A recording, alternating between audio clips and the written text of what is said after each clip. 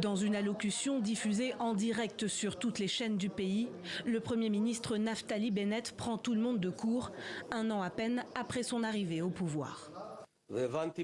J'ai réalisé que dans 10 jours, avec l'expiration des règlements de la Cisjordanie, Israël connaîtra de graves dommages en matière de sécurité et un chaos juridique. Mon ami, le ministre des Affaires étrangères, Yair Lapid, et moi-même avons décidé d'agir ensemble pour dissoudre le Parlement.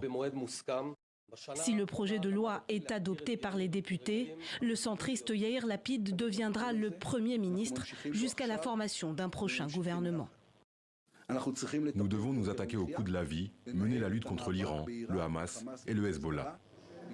En juin 2021, une coalition menée par les deux hommes avait réuni des partis de tous bords et pour la première fois une formation arabe dans le but de mettre fin à 12 ans de règne de Benyamin Netanyahou.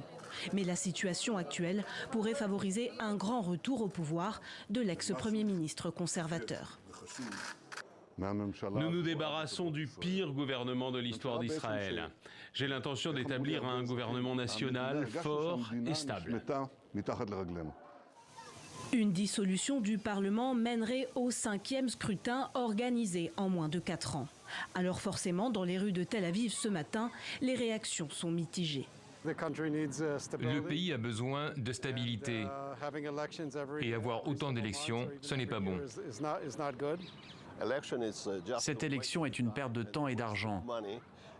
Un nouveau Premier ministre, cela ne changera rien. Selon des médias locaux, des législatives anticipées auront lieu le 25 octobre prochain. Les derniers sondages placent le parti Likoud de Benyamin Netanyahou en tête des intentions de vote.